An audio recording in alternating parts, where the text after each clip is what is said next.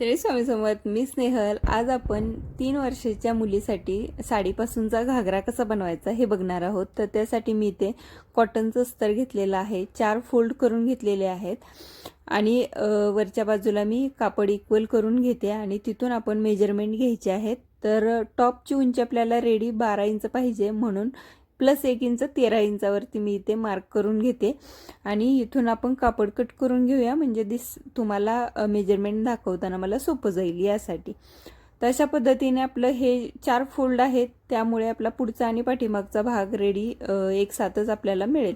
Shoulder मी 4.5 inch घेतलेत, मुंडासुद्धा मी 4.5 इंचच घेते. तुम्हाला जर मुंड्याचा फॉर्म्युला पाहिजे असेल लहान मुलींसाठी तर छाती घेरचा चौथा भाग -1 इंच घ्यायचा आहे, त्याने सुद्धा 4.5 इंचच येते आपलं. छातीचं जेव्हा मेजरमेंट घेतो तेव्हा छाती घेरचा चौथा भाग +2 इंच घ्यायचा आहे. मुंड्याचा आकार देऊन घेते. आता या लहान मुलींसाठी पुढचा आणि पाठीमागचा मुंडा एकच घ्यायचा आहे. कमर घेर मी 6.5 इंच घेते.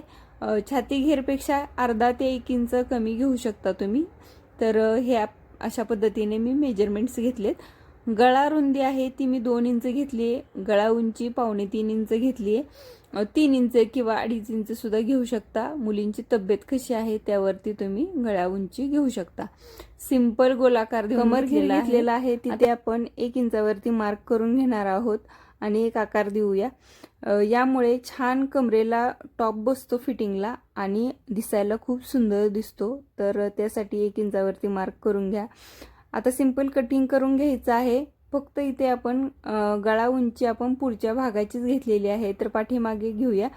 2 इंचावरती गळा उंची पाठीमागची घेते आणि तिथे सुद्धा सिंपल एक गोलाकार देऊन घेतलेला आहे. लहान मुलींना फार गळ्याचे आकार देण्यात काही उपयोग नसतो, कारण त्यांचे गळे एवढे दिसतच नाहीत. त्यामुळे सिंपल गोल चौकोन ठेवू शकता. आता दोन्ही पार्ट्स आहेत हे बाजूला करून घ्यायचे आणि त्यानंतर आपण पुढच्या भागाचा गळा आहे तो कटिंग करून घेऊयात. पुढचा आणि पाठीमागचा भाग कळावा यासाठी मी यावरती लिहून घेते. आता पाठीमागच्या भागाचा आपण गळ्याचा आकार देऊन घेऊया. एकदम वेगळा आकार आहे आणि खूप छान दिसतो. तर मी इथे 5 इंचावरती मार्क करून घेते. गळ्याचा आकार आपण खालच्या बाजूला देणार आहोत आणि जे 5 इंच ठेवलेला आहे तिथे आपण हुक लावून घेणार आहोत. हा आकार देऊन बघा, खूप सुंदर दिसतो लहान मुलींसाठी, कारण मी भरपूर ड्रेसना हा गळ्याचा आकार देऊन घेतलेला आहे. सिंपल चौकोन करा किंवा थोडासा कर्व करून अशा पद्धतीने तुम्ही कट करून घेऊ शकता. तर असा आपला हा पुढचा आणि पाठीमागचा अस्तरचा भाग कट झालेला आहे. आता मी इथे पदर घेतलेला आहे साडीचा, त्यावरती 4 फोल्ड केलेले आहेत आणि त्यावरती आपण हे अस्तरचं जे मेजरमेंट घेतलेले आहेत ते ठेवून कटिंग करून घ्यायचं आहे. आता आपण स्कर्टचे मेजरमेंट्स बघूया. तर मी इथे दाखवलं आहे तुम्हाला 40 इंच रुंद कापड घेतलेलं आहे. उंचीला मी 21 इंच +1 इंच घेतलेला आहे.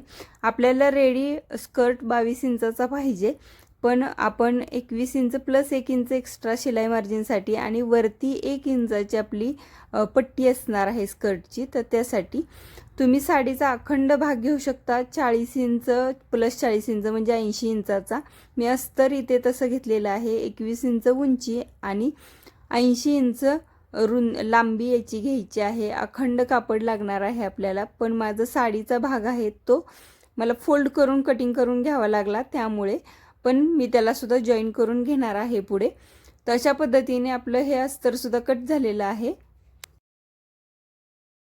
इथे आपल्याला स्कर्टला लावण्यासाठी जे दोरी घालतो आपण त्यासाठीची पट्टी काढायची आहे. तर 3 इंच रुंदीची ही पट्टी घेणार आहे आणि लांबी घेताना आपल्याला कमर घेर आहे त्याचा निम्मा +3 इंच मेजरमेंट घ्यायचं आहे किंवा 4 इंच तुम्ही घेऊ शकता. घालायला काढायला इझी जातो स्कर्ट त्यासाठी. तर मी इथे कमर घेर 22 इंच आहे त्याचा निम्मा +3 इंच म्हणजे 14 इंचाची फोल्ड केल्यानंतरची पट्टी पाहिजे, म्हणजे अखंड आपल्याला 28 इंच पाहिजे. तर आपल्याला थोडेसे जॉईंट्स देऊन कधी कधी असे पार्ट्स आपल्याला कट करावे लागतात. तर हे आपली कमरपट्टी आहे ती तयार झाली. आता मी इथे स्लीव्जला आपण एक छानशी फ्रिल देणार आहोत. खूप जास्त फ्रिल नकोय, एकदम सिंपल अशी छोटीशी फ्रिल पाहिजे स्लीव्जला. तर त्यासाठी मी इथे 4 इंच उंच घेते आणि दुसऱ्या बाजूला 1 इंच उंची घेते आणि इथे आकार देऊन घ्यायचा आहे तिरका.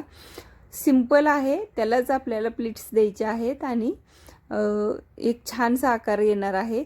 तर अशा पद्धतीने ही स्लीव्हसुद्धा सिंपल कट करून घेतलेली आहे.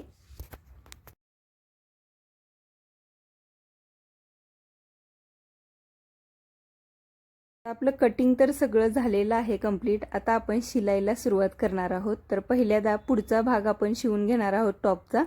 तर हे मेन फॅब्रिक, त्याच्यावरती हे अस्तर ठेवलेलं आहे. आता मी इथे कॅनव्हास लावलेलं नाही आहे, कारण खूप जास्त जाड असं कापड होतं या मेन फॅब्रिक आहे ते पदराचं, त्यामुळे. तर मी इथे लावून घेतलेलं आहे आणि कुठे कुठे आपल्याला अशा पद्धतीने शिलाई द्यायची ते मी तुम्हाला इथे मार्क करून दाखवले. त्यावरूनच मी ही शिलाई करून घेतलेली आहे. खालच्या बाजूला सुद्धा सेम अशी शिलाई करून घेतलेली आहे. गळा किंवा मुंडा आहे तिथे सुद्धा आपण अशा पद्धतीने शिलाई करून घेणार आहोत. एक्स्ट्राचं कापड आहे हे कट करून घ्यायचं आहे आणि जिथे जिथे कर्व दिसत आहेत तिथे तिथे असे छोटे छोटे कट्स देऊन घ्यायचे आहेत. यामुळे फिनिशिंग इतकं सुंदर येणार आहे तुमच्या ड्रेसचं.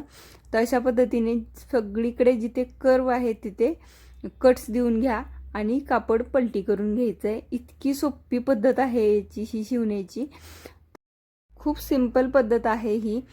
पलटी करून घेतल्यामुळे सगळे धागेसुद्धा आत जातात आणि टोचत नाहीत धागे त्यामुळे. तर अशा पद्धतीने हे पलटी करून घेतलं. आता याच्यावरती मी गळ्यासाठी एक छोटीशी लेस लावून घेते. आता तुम्ही लेस लावायची आहे की तुम्हाला वेगळं काहीतरी करायचं आहे डिझाईन ते ठरवू शकता किंवा काहीच नाही लावलं तरीही चालेल. आता खालच्या बाजूला मला काटाची पट्टी लावायची आहे, पण आपण एक छोटासा कर्व दिलेला आहे त्यामुळे डायरेक्ट तर पट्टी लावू शकत नाही. तर अशा पद्धतीने ही पट्टी घ्यायची आहे, त्याला दोन्ही साईडहून अशा पद्धतीने फोल्ड करून घ्यायची आहे, टीप देऊन घ्यायची आहे. आता मी इथे आकार कर्व आहे थोडासा, त्यामुळे छान पट्टी बसावी त्यासाठी मी छोटे छोटे टक्स देऊन घेणार आहे. मी इथे एकदम पाव इंचावरती टक्स द्यायचा आहे आणि तिरका टक्स द्यायचा आहे. आता तुम्हाला दिल्यानंतर दाखवते मी कशा पद्धतीने हे टक्स द्यायचेत. तर अशा पद्धतीने हे टक्स द्यायचं आहे. पाव इंचावरती एकदम तिरका असा टक्स देऊन घ्यायचा आहे. तुम्ही कोणत्याही कर्व कापडावरती अशा पद्धतीने जर काट लावायचा असेल तर या पद्धतीने तुम्ही लावून घेऊ शकता.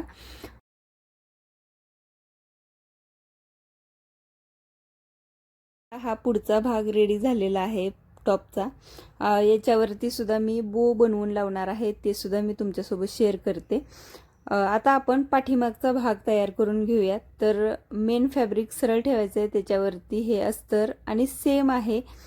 कुठे कुठे आपल्याला शिलाई द्यायची ते मी दाखवते आणि खालच्या बाजूला आपल्याला एक दोरी लावायची अशा पद्धतीने. तर ती सुद्धा आधीच तुम्ही लावून घेऊ शकता, यामुळे दोरी छान आतल्या आतच राहते, व्यवस्थित शिलाई बसते आणि धागे दिसत नाहीत त्यामुळे. तर मी इथे मार्क करून घेते. अशा पद्धतीने तुम्ही मार्क करून सुद्धा शिलाई देऊ शकता किंवा डायरेक्ट शिलाई देऊ शकता. तुम्हाला कळण्यासाठी मी इथे मार्क करून दाखवते तुम्हाला. अगदी सिंपल आहे, यामुळे धागे आतले आत जातात. लहान मुलींना हे कापड आहे हे टोचत नाही, त्यामुळं घालतात एकदम प्रॉपर ड्रेस. तर आता सेम आपण कट्स देऊन घ्यायचेत आणि कापड पलटी करून घ्यायचं आहे. सेमच पद्धत आहे, त्यामुळे मी झटपट दाखवलेली आहे. आता पुढचा आणि पाठीमागचा तर भाग तयार झालेला आहे. आता आपण शोल्डर जोडून घेऊयात. शोल्डर जोडताना सुद्धा अशा पद्धतीने सरळ बाजू ठेवायच्यात आणि टीप द्यायचे, नंतर उलटी बाजू घ्यायची आहे आणि अशा पद्धतीने टीप द्यायचे. यामुळे सुद्धा धागे सगळे आत जातात.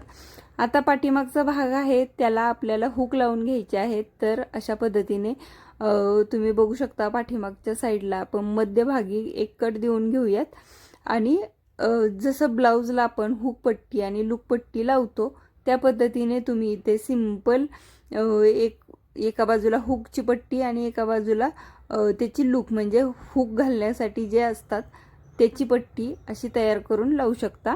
अगदी सिंपल आहे, त्यामुळे मी डिटेलमध्ये दाखवत बसले नाही, कारण बऱ्यापैकी हे पट्टी कशी लावायची हे तर सगळ्यांना माहीतच असेल.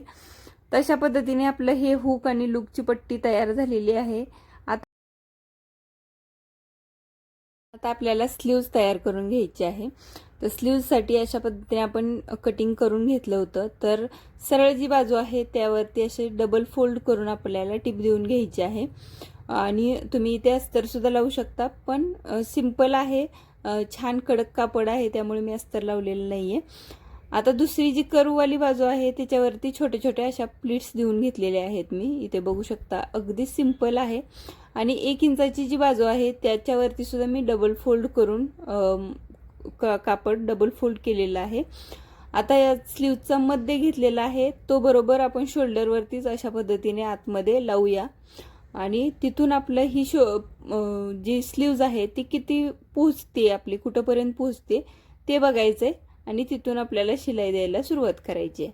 आणि अशा पद्धतीने सिंपल शिलाई देऊन दोन्ही बाजूच्या आपण स्लीव्ज लावून घेतलेले आहेत. अगदी सिंपल आहे, त्यामुळे खूप इझी पद्धतीने तुम्ही ही लहान मुलींची स्लीव्ज लावू शकता.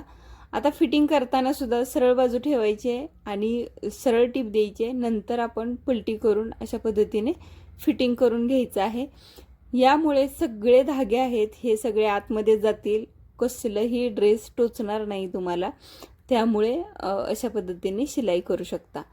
आता जी दोरी आहे त्याला सुद्धा छानसं एक लटकन लावायचं आहे. तर मी सिंपल कपड्याच लावून घेतलेला आहे.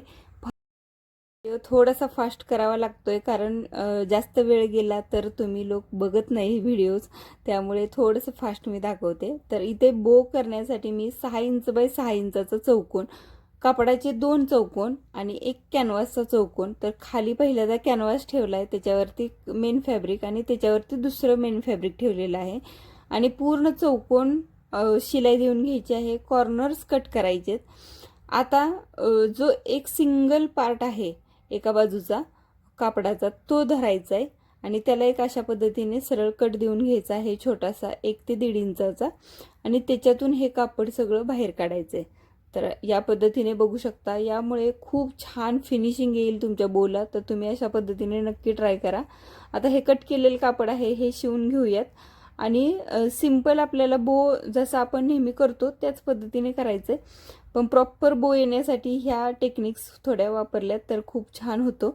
आता मध्यभागी मी एक शिलाई देऊन घेतलेली आहे, कारण आपले प्लीट्स आहेत ह्या प्रॉपर येतात यामुळे. तर अशा पद्धतीने छोटे छोटे प्लीट्स देऊन घेऊयात. आणि इथे धाग्याने आपल्याला हा बो आहे हा प्रॉपर इथे पॅक करून घेऊया.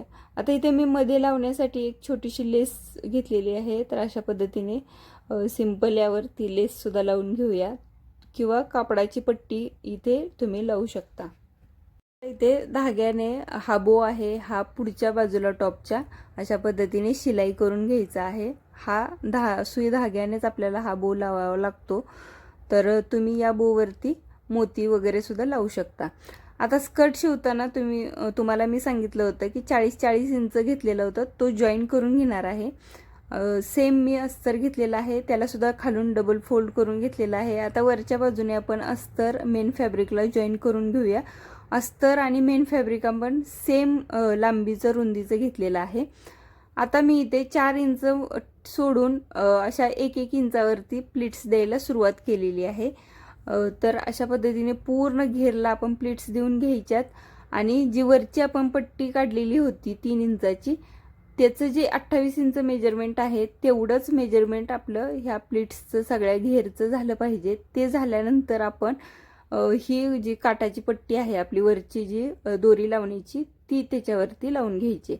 त्याला सुद्धा मी अस्तर लावून घेतलेला आहे पट्टीला, म्हणजे आपली प्रॉपर छान बसते. प्रॉपर जो घेर आहे तो छान बसतो, त्यामुळे अशा पद्धतीने अस्तर लावून घ्यायचं आहे. आता ही पट्टी आपण जोडून घेतलेली आहे. सिंपल आहे, मी प्रॉपर दाखवण्याचा प्रयत्न करते, सांगण्यापेक्षा दाखवलेलं बरं असं मला वाटतं. तर अशा पद्धतीने मी एकदम छोटे छोटे टेक्निक्स आहेत त्यासुद्धा सिंपल दाखवण्याचा प्रयत्न करते की छान प्रॉपर फिनिशिंग कसं येईल. तर मी एकदम छोटा फोल्ड दिलेला आहे, तुम्ही इथे बघू शकता खालच्या बाजूला. आणि नंतर सगळं जे कापड आहे ते आतमध्ये घालायचे आणि टीप देऊन घ्यायची आहे. तर आपली ही टीप देऊन झालेली आहे, तुम्ही बघू शकता कुठेही धागे दिसत नाहीत. एकदम छान अशी 1 इंचाची ही पट्टी आपली रेडी झालेली आहे. आता लहान मुलींना घालताना काढताना अजिबात त्रास झालेला चालत नाही. तर तो त्रास होऊ नये, इझिली घालता काढता यावा यासाठी इथे 2 इंच मी असं फोल्ड केलेलं आहे. जी आपली दोरीची पट्टी आहे तिथून खालच्या बाजूला मी इथे दाखवलेलं आहे. 2 इंच फोल्ड केलेला आहे आणि उरलेला भाग आहे तो अशा पद्धतीने टीप देऊन घ्यायचा आहे. तो 2 इंचाचा भाग आहे तो तसाच सोडायचा आहे आणि बाकी खालच्या बाजूला पूर्णपणे आपली शिलाई देऊन घ्यायची आहे, अस्तर आणि मेन फॅब्रिक धरून. तर अशा पद्धतीने आपला हा घागरा रेडी झालेला आहे. खूप सोप्या हा ड्रेस तुम्हाला कसा वाटला आहे प्लीज कमेंट करून सांगा. आवडला असेल तर एक लाईक करा. हाईप येईल ते हाईप वरती क्लिक करा आणि पॉईंट्स नक्की मला द्या.